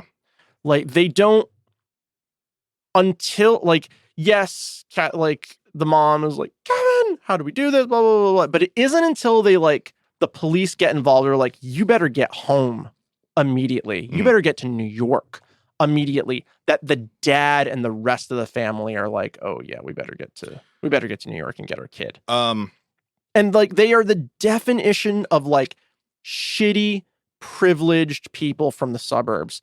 They're terrible. But even their house is terrible. Like their house is like so boringly gaudy. Yeah. And ostentatious, but yet mundane and cheap. Yeah. And it's like I don't know what the dad does, but like he's the definition of like that 1950s archetypal. I don't know what the fuck is going on with my family. Yeah, he brings in. Yeah, he's bringing in a lot of money. I think the house had to be the way it was for the plot of this is Marv and Harry's like that's their pinnacle. That's the house they want to hit. Everything else is just like it's rich enough to have good stuff in it, but it's not so rich that it would be well protected. Right. But there wasn't good stuff in. You know what I mean? There was nothing. Yeah, I just mean for like two petty burglars who are like just the stuff that they had already pulled out of other houses was nicer than anything in the McAllisters house. I just figured the McAllisters seemed to be quantity. There was a lot of stuff in it that there's they were going to a lot of shitty stuff. I will say that Kevin's mom is legit nicer to him in the second movie. Yeah. She's changed by the experience. Yeah. She's terrible to him in the first movie. Yeah. Some of the things she says to him. Yep. I get it. It's a stressful time. It's the heat of the passion. She's just going off on her 10-year-old son. Yeah. But like he's a 10-year-old little kid. Some of the things she said is wicked. She doesn't really say anything wicked to him in the second movie. So that's nice. The rest of the family is just as terrible to Kevin in the second movie as they are in the first movie. No one there changes at all. No. They are terrible people. So when you see Kevin being this little shit to his family, or even did you little jerk? Yeah. Like, I'm like, yeah, well, I mean, you reap what you sow. You made this little thing. And he's old enough now to be talking back the way you talk to him. I always got the sense that they were like the perfect family until they accidentally had this last kid. Oh, interesting. So they all kind of resented him. Yeah, and it tipped the scale that there was like one kid Yeah, no, too many. everyone hated And Kevin. he says, I don't want to sleep in the attic. It's scary up there. Yeah. But that appears to be his room. It does seem to be his room. I mean, it's decked out. It's Yeah. not like they set up the one cot because the whole family is in. That It's appears decorated. to just like be his Oh, room. it does. And he spends a lot of time up there. Yeah. And you don't You don't see another you space. don't see a room for him Right. elsewhere in the movie. I mean, when everyone's gone and he's home alone, he's sleeping in his parents' room. Correct. Which just shows that His room is not comfortable. He doesn't. Exactly. He doesn't like it. Yeah, no, they're terrible. Which brings me to possibly my biggest. No, they're all pretty equal. But Buzz and especially Uncle Frank got no comeuppance. I agree. And they needed comeuppance. They did. They needed something bad to happen to them. I agree. There is no regret. Well, Buzz's room is destroyed. Buzz's like room everything that gets Buzz trashed. owns is like destroyed. Is trashed. And so that's like the slightest bit of comeuppance for him. But I agree. Something bigger and more consequential needed to happen. And then in the second one, Buzz gets rewarded, basically. Right. And Buzz is worse to Kevin in the second one than he is in the first one. And he's only rewarded at the end of it. Right. Is the second one where they're caroling and they knock over they're all doing like a choir thing. Yeah. And he's making fun of Kevin while Kevin's doing a solo. And the entire audience is laughing at Kevin while he's doing a solo. And Kevin turns around and pushes him. Right. Fairly, in my opinion. Strong agree. And Buzz falls down and takes everyone with him. And then the family's mad at Kevin. Right. And it's like everyone in the family saw what Buzz was doing. Right. There's no justification for them to be mad at Kevin. Let's also not forget that Buzz is older than Kevin considerably. Buzz is like 5 to 6 years older than Kevin. He should be held to a higher accountability than his 11-year-old brother. And Buzz is just getting off scot-free. And I needed some comeuppance. I agree. Paint can to the face, staple gun to the nuts, whatever. But he needed and that's it. That's the perfect fix for me. It's like there's one unsprung trap. Right. And like Buzz walks into it at the end. Perfect. Or Uncle Frank. Or Uncle Frank. Yeah, Uncle one of them Frank walks into it. And I hated Uncle Frank. I still hate Uncle Frank. We're meant to hate Uncle Frank, and they do a good job of making us hate Uncle Frank. But if you're gonna make me hate someone in a kid's movie, they need comeuppance by the end of it. I agree. Because Uncle Frank does not get any punishment for being just a jerk, cheapskate, terrible uncle. I agree. I have one last rant. Sure. I also have one last rant. I can forgive the first movie for its like kind of cookie cutter, white bread lack of diversity. Sure, it's a very small story. Very small story in a Chicago suburb. Yeah. And like it's one family and two criminals, basically. One family and two criminals. I can forgive that. Or overlook it at the least. Mm-hmm. It's 1990. It's small stakes. Small stakes.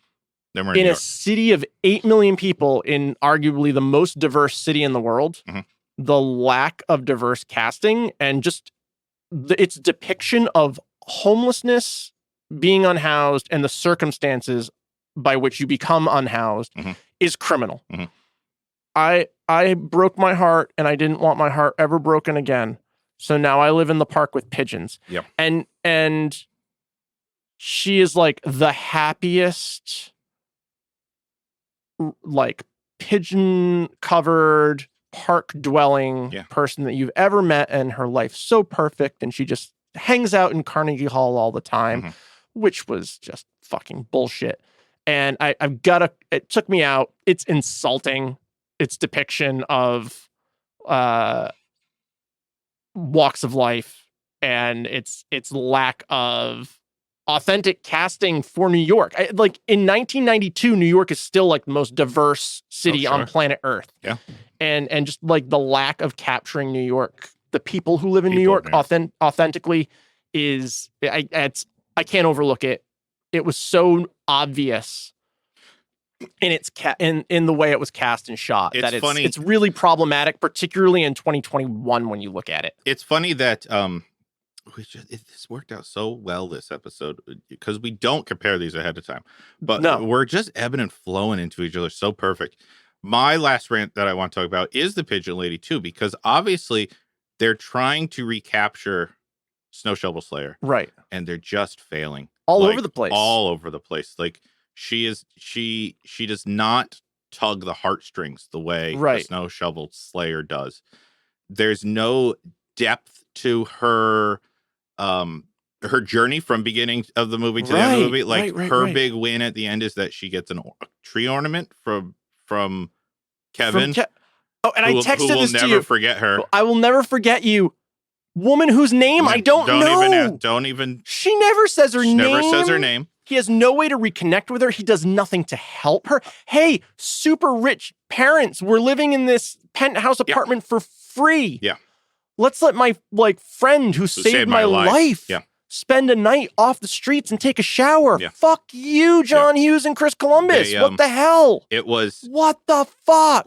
Unforgivable. Whereas Snow Shovel Slayer was just so beautifully done. This one felt so flat and felt so inauthentic. Yeah, and my heart was broken and I never want to trust anyone again. I'm like, okay, I'm just not going to be homeless anymore. Yeah. I'm gonna go back to my life. Yeah. It's very did she have like millions of dollars just sitting in the bank? Maybe. I mean, it's really criminal. It's really criminal. And it's lazy. It's lazy. Like what's her backstory? It's the slide to Home Alone 3. It is the slide to Home Alone 3. What is her backstory? Her backstory is so her heart was broken. It's such bullshit. She loved someone who didn't love her back. Okay. That happens a lot. A lot of people. And it's not even like we were happy and we had a great life together and they died or like, and then we weren't happy and we got a divorce. It was just like they didn't love me back. Yeah. And I spent the rest of my life in the park. We were married and we had kids and he went off with his secretary or whatever. No, it was like he didn't love you back. That's allowed. Like that is yes. It happens in the real world sometimes. And like what a horrible depiction of like the motivations and wants and of women and like what matters. Yeah. It's so lazy. You're like lazy is the perfect descriptor. Yeah. So yeah. No, it was a big miss. Yeah. It was a big miss. I can't believe that like got through the editing process. I can't believe like it got through the copywriting process or the copy editing process of like, could we maybe give this character a backstory? I think at this point, 1992, Hollywood. I think at this point, the first had made so much money didn't give a shit. That they were just like, the second one's going to make so much money. Yep. That, and nowhere does it show more than that character. Yep. Which is upsetting. Very upsetting. But, yeah, it's a bummer. It is. She's a bummer. Not her. The way they handled her. The crafting. Okay, but I will rave about one part of her. The reveal of her when like all the pigeons are starting to come around Kevin and she like there's one pigeon. It's Batman. And then it raises up. Yeah, it's Batman. It was good. And it's shot in the same part of Central Park. Yeah, they did it well. Or it's shot on the same set, if it's not Central Park, that they used for like where Danny DeVito's penguin, the penguin hangs out in. It's either the same set or it's the same part of Central Park. That was nice. It was really well done. You could overlay the Batman theme with it. Longtime listeners, if you get some time on your hands, overlay the Batman theme of that scene. Yeah, she is the Batman of this movie. She is the bat person, I guess. Bat person of this movie. Pigeon lady. Pigeon lady. That's all the name we get. Yeah, never learns your name. We're going to be friends forever, and I'll never forget you. Yeah. I like to think that maybe he knew her name, but we weren't privy to it. I don't know. You'd like to think if they spent that much time together. Yeah, I need more effort. At one point, there was a name. Let's go get some hot cocoa. My treat. It's the literal least. They went and got cocoa together. They better have learned her fucking name. Yeah, I'd like to give the benefit of the doubt that he did, and they just didn't make it into the movie. That's what got cut. That's what got cut. Her name. I mean, that makes me. It'd be that's like more upsetting. It would be interesting. We should look at the credits and see what she's. The Donald remained in the movie, and they cut her. Like that's upsetting. Sketch. Well, I'm not saying they filmed a scene with her name. I'm saying like story-wise. Story-wise, it was there. They spent a whole evening together at some point. Perhaps it need to see the script. I'm banging my hand on the table. Yeah. It makes for great audio. Get on that, Chris Columbus. Need to see this. Well, he's dead.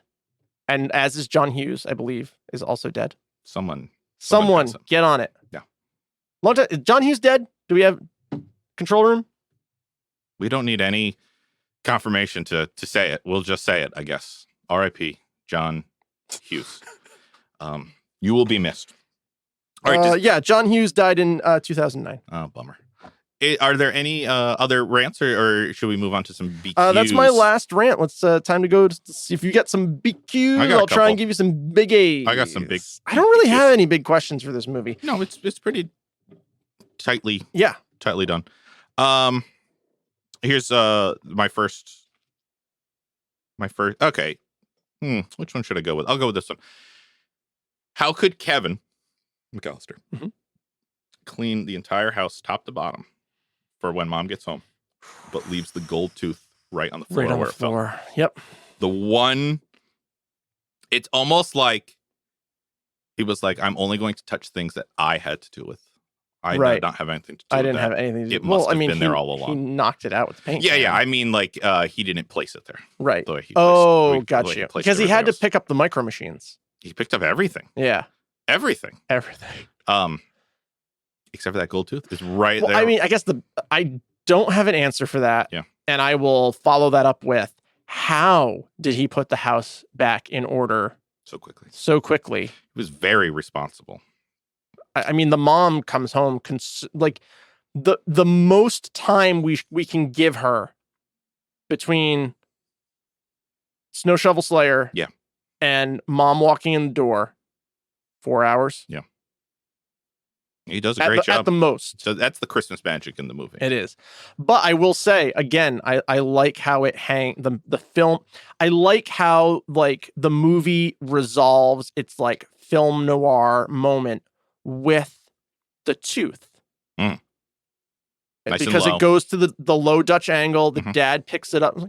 Like, where's this? Yeah. And then we pan out and we've got, like, traditional, like, wide angle shots. Yeah.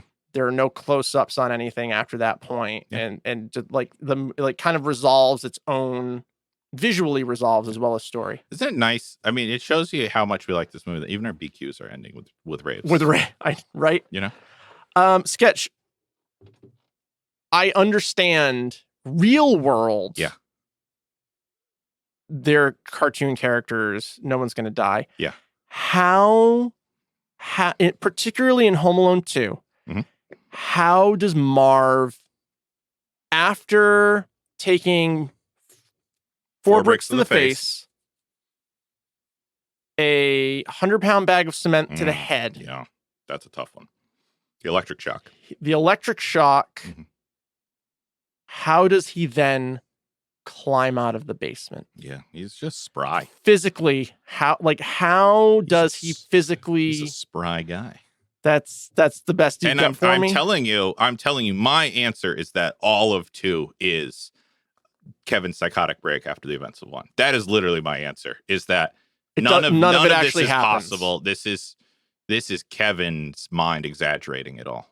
Okay, because it's not possible, right? In the way that 1 is possible at all. Yeah.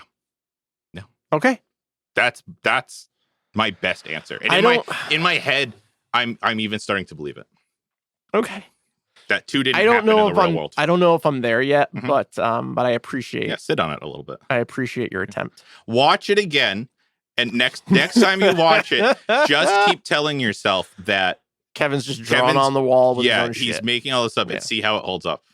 Okay. I'm interested to do it next time I watch it. You know what would be great? If they shot now, they, like, pull back out of, like, you just, like, close up on an eye and you pull back and it's just like an adult Kevin in a straitjacket just sitting there. That's what I'm talking about. Blank face, saliva dripping out of his mouth. Yes. One broke him. But, like, adult Macaulay Culkin. Yeah, he's been in there for so long. Yeah. I'm okay. all for it. And like that would be amazing. Buzz is just, like, next of kin and is, like, not trying to get him any help at all. So he's just, like, rotting away in the institution. I believe it. It lines up with Buzz. They did a commercial at one point where he's watching Angels with Filthy Souls as an adult eating popcorn. Oh, nice. What was the commercial for? I think it was like a Super Bowl ad a couple of years ago. Oh, cool. I'll have to look that one up. Yeah. You look up the horror cut and I'll look up the Super Bowl commercial. Cool. All right. Legitimate question. Does the family ever find out what occurred in 1 and 2? I don't think so. They don't seem to care. No. That like there's nothing in 2 that gives you the hint that they know what happened Right. and they know he's going to be Right. just fine. The closest they get is when they're talking to the cops, and the cop is like, "Has he ever been alone before?" And they're like, "Oh, Right. you're going to laugh about this, Right. but we're horrible people." Right. But they don't go in like he was. Right. He not only was he home alone, but he excelled. He caught 2 criminals. Like there is no recognition at all what he did, and Nope. so and then at the end of 2, once again they're just kind of playing it off. Like, Right. Where did all these presents come from? Who cares? Right. Who cares where they all came from? Kevin did something zany in New York, and it's better just for him to know. We don't need to. We need to know. Thanks, about that. Kevin. Yeah. No, I think the family is totally unaware that he has twice bested. Yeah, and I don't think necessarily he's hiding it from them. I think they are uninterested in his life. Yeah, they don't give a shit. They are straight up the definition of privileged shitty people. I mean, they never asked the question. If I was Kevin, it would be all I was talking about for that whole year in between the 2 movies. Oh, really, Buzz? Oh, really? Right. You know, you're his girlfriend. You're going out on a date with your girlfriend. I put 2 men in jail. Yeah. Do you want to be the third? Because I'll set you up. I killed 2 men. Do you want to be the third? Do you know the story behind the photo of Buzz's girlfriend? No. Do you? I do. The whoever, I don't know which person, the writer or the producer or whoever, Okay, but sure. but when the idea came to you're gonna show Buzz's girlfriend and it's going to be a very ugly little girl. Yeah. They felt too bad of like casting a quote ugly little girl for this movie. Okay. So their son was willing to dress up as a girl and take the picture. Wow. For that. Wow, that's amazing. I think that's so nice. I like that Kevin looks at it and goes, woof. Woof. Yeah. That's amazing. Yeah. I wonder if he knew. Yeah, I don't know. That's a good point. I don't know. Okay. But I thought that was a delightful That's fantastic. Delightful little touch. Look at us raving again. We're raving about everything in these movies. All right. I have one last BQ. Okay. I don't know if you have any more. I do not. Okay. And again, legitimate. What tips off Tim Curry's suspicions to Kevin? Because he is immediately suspicious of Kevin. Right. Well, I think he's just good at his job to know that like this is not okay. Like I imagine there aren't any other kids in this. This has never happened before. Right. And Kevin is not dressed like a well-to-do, but I was looking around the lobby, and there were others who were dressed in casual Christmas. I like to call it casual Christmas. Christmas casual. So, but here's the thing, and I agree with you. He's doing his job, but he doesn't do his job with like concern, like little boy. Yeah. Where's your family? Are you okay? Right. You're lost in New York. Yeah. He immediately is like, this kid's pulling something. Yeah. This kid's pulling something immediately. That's true. And I like to think there's a backstory where like this is the 3rd kid that's gotten a free room on his watch, and he's like, never again. Every kid who comes in here, I'm grilling, because he's like just immediately boom. Yeah, this is not the first time this has happened. Yeah, he has that look of this isn't the first. Now, fool not me gonna once, fool me again. Fool me twice, not 3 times. Right. I'll be out on the street by New Year's if I let another kid stay here free. I have one last big question. Oh, okay. So it was a rave. It was a rant. It was a big question that turned into a rant that I'll leave as a big question. Okay. How the fuck it was one of those. does Kevin rewind and fast forward to the appropriate parts of his story on his Talkboy? Yeah. With such ease. I didn't care much for the Talkboy. I didn't either. It was, that was except as a sound engineer, it's pretty amazing. Yeah, I mean it was all product placement. The idea is cool, but it was a little too all powerful. Yeah, it was the Dr. Screwdriver. Yeah, it was. What do you need it to do? It can do that. Yep. Yeah, very frustrating. Even the same thing, like you almost needed a scene before he records his quote unquote father Right. making the room. You almost needed a scene where like he was listening in to someone else making a reservation, Right. so he knew what to say. Right. Because otherwise he's just saying everything he needs to do, leaving the pauses, answering questions that are going to be asked. It didn't make it was pretty unbelievable. And again, it leads to my theory that I guess this is my official Christmas sketchy theory. Home Alone 2 Lost New York did not actually happen in the world of Kevin McAllister. It happens only in his broken mind. Okay. I like that answer.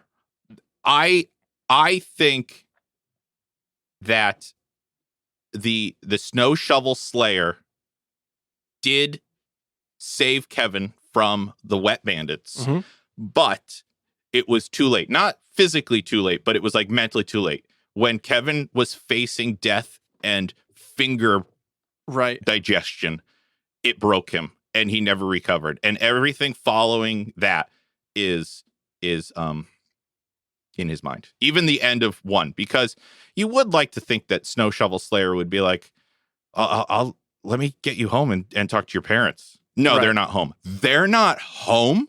For how long have they not been home? Right. You're going to stay with me until the police get here, kind of a thing. Instead of being like, okay, well, I saved you from them. And, all right, head home. Santa's coming. So, yep. And then, it's like such a perfect little ending of mom getting home and the house is all put together. I think it basically answers all of our big questions. I think it really does answer all of our big questions. I agree. Wow. Impromptu sketchy theory. The events of Home Alone 2 and the little bit of Home Alone 1 are just the fractured remnants of reality that exists within Kevin McAllister's post-traumatic mind. I love it. Fantastic. For the holidays. Shades, can you go easy on the Pepsi? Because if you drink one more, you're going to wet the bed. That's fair. And we already packed the plastic sheets. We are sharing the pullout. Yeah. No one's here. But it's a Christmas tradition that we always share the same bed on Christmas Eve. But you drink one more Pepsi, you're gonna wet the bed. That was Kevin. That was Macaulay Culkin's 2-liter. I've just been downing them this whole episode. I know. I've been watching and thinking about those plastic sheets that we packed away. That was Macaulay Culkin's like real life brother, right? Who was playing Fuller. Yes. Yeah. Yep. It was a familial resemblance. It was like, I buy these two are siblings. With the rest of his siblings, I'm like, I'm not seeing the familial resemblance, but okay. I guess the one boy actually. All right, both boys have red hair, just like mom. But no, Kevin those are. Do you think Kevin is illegitimate? It's possible. No, the kids with red hair are all Uncle Frank's kids. No, Buzz has red hair. Buzz has red hair, but then the other the McAllister kids that are it's Buzz. Yeah. And he's got 2 sisters and 1 other brother. 2 sisters. No, the kid Fuller is Uncle Frank's kid. Yeah, Fuller is Uncle Frank's kid. The kids with glasses are Uncle Frank's kids. Because there's a and then Heather is the daughter of Pierre's brother who's in France. Is in France. Yeah. And she has a brother too. So yes. the two of the who is played by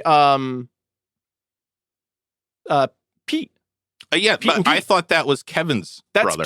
Okay, so it's Buzz, Pete. But then Pete isn't in the second one, right? Some of the kids are missing in the second one. I thought the kids who were missing from the second one were the kids who went to France. We'll check on this for the midstream. We'll get the whole McAllister family tree. We will for the midstream. And maybe Kevin is so hated because he almost broke the family because he's an illegitimate child. Oh, maybe. Guys, he doesn't resemble any of his siblings. We are getting dark. You are what the French call l'incompetent. You're all terrible. You're all terrible. They're the definition of privileged and shitty. Hi, I'm your 10-year-old brother asking for help. What do I pack? Ugh. Get the fuck Kevin. out of here. I don't know what to pack. Is it true French chicks don't shave their pits? Oh my God. Oh, Buzz is gross. Buzz is, yeah. He needed comeuppance. He needed one last I'm with you, Sketch. Unsprung trap. I'm with you. You need a blowtorch to the face. To the face? Kevin, why is there a blowtorch? Oh, darn, I put everything away except that one blowtorch on the toilet seat. Amazing. Bummer. I think that brings us to Shades and Sketch recommendations. Holiday edition. Mine's not really holiday. Mine's not either. But it is the holidays. It is. Do you want to go first? Sure. I will recommend a YouTube series that I've recently gotten into a lot, and I've made it my little daily routine that I watch one episode every day at lunch. Oh wow! Because I'm really enjoying it. It's called Tasting History with Max Miller. Okay. And Max Miller was, what's it called? Furlongs from work during the pandemic. Furloughed. Okay, so from work during the pandemic, and he is not a chef, a classically trained chef. He's just a guy who likes food and he likes history, and so he kind of took it upon himself, just a little pandemic project, to just research the history of food and like ancient recipes, and then see. Did you tell me about this? No, because I just found it, but I've watched Someone similar has things. told me about this. So he's kind of tasked himself with like recreating recipes from antiquity like as authentically as possible, and he's very charming as a host, and he's quite funny. He's quite charismatic. He used to work for Disney, and he was like interesting. He was like one of the character actors. Like he was like princes and stuff like in the park. So he's very charismatic, and he plays to a camera very well and everything. But he's not smug Gaston. No. Okay. No. And anyway, so you can tell that he's just kind of like a bit of a history geek. Like this stuff really like gets him, and then he makes things the best as he can, but he's not a cook by any means, but he does it, and he's just like uncovered all of this history. Every episode he introduces a food or a recipe, and then while it's cooking, he goes over the history of that thing, and then he tries it, and it's like, cool. How does this taste? And a lot of times it surprises them that like some of these things are rather complex and rather delicious, and why don't we make this anymore? And we're lazy. Ingredients that are so obscure that they're almost extinct, that we don't use anymore, that thanks to the glory of the internet, you can fly in these spices or these things. And so he started right at the beginning of the pandemic, and I've just been watching the back catalog, like making my way through it, and I've just got to the point where he actually it took on such a following that he actually quit his job. They were willing to bring him back because the pandemic was, and he was like, I really had to soul search about this, and I loved working for Disney, but I think I'm loving this even more. That's amazing. And you all seem to really like it, and I'd like to keep doing it. So I told him I won't be returning, and that's amazing. I'm doing this now. And it's a channel I watch. It's feel good. It's fun. You could tell he has a real interest and a real passion in this. You learn a little history. You learn a little food. I'm a sucker for food history. You are a sucker for food history. And so I'm excited to see where he goes. And the what I really like, what I really appreciate is that he started with what he could find, which was like old Middle Ages recipes, some things from like ancient Rome, ancient Greece, things like that. But now that he's like got such a following, and he's got all of these like people who contact him, they're helping him like, source materials. My family, we're Chinese, and we've been making this for generations, and so now he's like broadening, and it's just global cuisine, these things that and the thing that blows me away is his pronunciation, because I am horrible at pronunciation. I have a hard enough time with English, and if I try to do anything in any other language, I butcher it. And you can tell that he practices these terms and these languages so well that when he speaks, it's just like normal English, very good Chinese. English, just of the name of the dish. Like he's not, or the emperor that made it famous, or whatever. Hey, he's gone to South America, China, the Middle East, like just all over the place. The one that was tough for me, he didn't care for it much either, was Spartan blood soup. He made that as authentically as possible, and he said it was pretty flavorless actually, but it's a black food, and there's not a lot of black foods that are appetizing. So I don't know what that means. Like it's literally black. The color of it is just black soup. Is it just like drained blood? Blood is a major ingredient in it. Oh dear. It's basically a pork stew with little pieces of pork and sautéed onions and some spices. I'm out. I'm not feeling great. But a lot of blood. But anyway, a lot of like gingerbread and cakes and sauces and drinks. And you lost me at blood stew. And a lot of times he's like, make this. This was so easy. Yeah. I don't know why we're not eating this. Make this. You have no excuse. So Tasting History with Max Miller, if you're at all interested in food history or you just like watching someone charming and charismatic talk to you for 20 minutes and you just need a little break from your day, I think it's a great YouTube channel, Tasting History with Max Miller. Fantastic.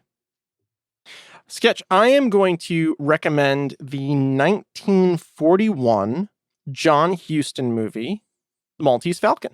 Oh, yeah. I love film. Mm-hmm. I'm a big movie hound, and I love film noir. And I think this is the definition of classic film noir. And interestingly enough, not the original Maltese. There was an earlier version of the Maltese Falcon. So this was already in 1941. They were already doing remakes. So if you think Hollywood's not doing anything original, I mean, they haven't for a while. They haven't for a long time. But I think it is the quintessential film noir. And I really think there are a lot of nice homages in Home Alone to Maltese Falcon, particularly the framing of Harry and Marv whenever they enter a space is very Maltese Falcon to me. And there's just a feel to film noir that when you're watching it and then what you're left with afterwards. And I mean, it's the cast is just ridiculous. Humphrey Bogart, Mary Astor, Gladys George, Peter Lorre, just classic Hollywood actors. I really hope film noir is a version of film that comes back, and we've kind of embarked on neo-noir. Something like a Fifth Element is kind of like a neo film noir, but I think it's an underappreciated style of filmmaking that is perfect for the 21st century, but just as a device to tell new stories, because the whole point of film noir is it's like a gritty, hopeless world. Sure.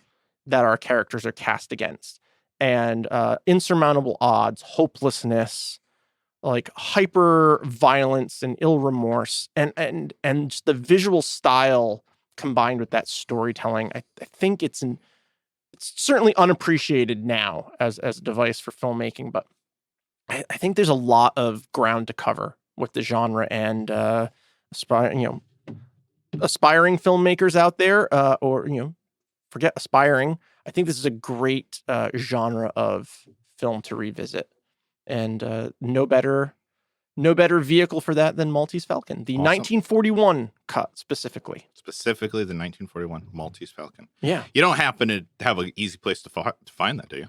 Yes. If you have HBO Max, it is readily available. Ooh, nice. It is part of the Warner Brothers catalog. That's so nice. Yeah, you can just watch it. Very good. Excellent. I mean, I have a copy. You can write into the show. I'll send you my copy. There you go. You need a Betamax. Yeah. For that. Yeah. But they're out there. They're out there. Yeah. I could also send you the Laserdisc version or the 35 millimeter cut. So there you go. Yeah. Get on that, guys. I could send you my copy of the Maltese Falcon, and you could recreate your own. There you go. Plenty of opportunities out here. All right, good. 2 good recommendations for the holiday season. Yeah. Some people have some time off for work, and these are 2 good things to get to enjoy. Yeah, exactly. Sketch, you gonna take anything? Oh, I mean, speaking of our recommendations, I am taking this box set of the Angels with Filthy Souls trilogy. Oh, trilogy. Yeah, little known fact. The whole story ends with angels with the filthiest souls of all. Really? Yeah. Well, I can't wait. I can't wait to pop that in and give it a watch. Yeah, it's going to be amazing, and I'm going to get out of paying for so many pizzas. Keep the change, you filthy animal. I'm going to start bringing filthy animal back in my vocabulary. It's a choice. It's a strong choice. It's a strong choice. It's a strong choice. And smooching. There you go. Thanks for asking, Sketch. I'm going to take the Talk Boy. Oh, really? I think it's going to make my life as a sound engineer much easier. Yeah, it's magic, basically. It is. You just think of what you need, and there it is. And I mean, the microphone on that thing is just fantastic, fucking amazing. Did you hear how clear Uncle Frank was from the door? Crystal clear. Yeah. I mean, it doesn't capture any background Nothing noise. else. It was almost like Uncle Frank was like in a sound It's booth. like he was in that little Talk Boy. Yeah. As a matter of fact, ladies and gentlemen, Uncle Frank is like, lead pipe to the face. Oh, boy. That is tough. We got a pile of bodies at the bottom of these stairs. You know, I'm starting to think that we weren't home alone in this house. I think we should get the hell out of here before we get a pan can to the face. Okay, one thing I wish had happened. Kevin murdered his whole family? No. Too dark. But remember last year when we did Muppet Christmas, Family Christmas? Yep. And remember how everyone who Watch out for the icy patch. Watch out for the icy patch. I wish every when they family all member when they came Well, I mean, that's a great question. How did the ice on the stairs melt? I wish for the mom to come home and everybody to come in. Yeah, they all should have I wish we had that where they don't even say anything. You just see the physical gag of each of them like, whoa. That would have been great. I think Snow Shovel Slayer salted it a little bit. Took care of it. But you know, whatever. I think that would have been fun. But still, guys, we had so much fun with Home Alone. And thank you for geeking out with us and taking a moment from your holiday to spend it with us. And it's, what is this? 4th? I mean, I think we're a bona fide holiday tradition now in your household. I know. I like that sketch. We're a bona fide holiday tradition. Absolutely. You get a glass of nog and you pull up the shades in the sketch and you geek out for however long we've been geeking out. 2 hours? That's been fun. I agree. Yeah. So I'm Shades. I'm Sketch. We are the Geeky Bandits. We are the Geeky Bandits. Coming to a neighborhood near you. Yeah. Yeah. And well, now it's ominous to say it, but crowbar's up. We'll see you next time. Bangarang. If you'd like to take a more active role in supporting Geeking Out, visit us at our website, shows.acast.com/geekingout. You can email the show at gowithshadesandsketch@gmail.com or contact us through Facebook or Twitter. Geeking Out is a production of Tree Cave Creative, LLC. All rights reserved, 2021.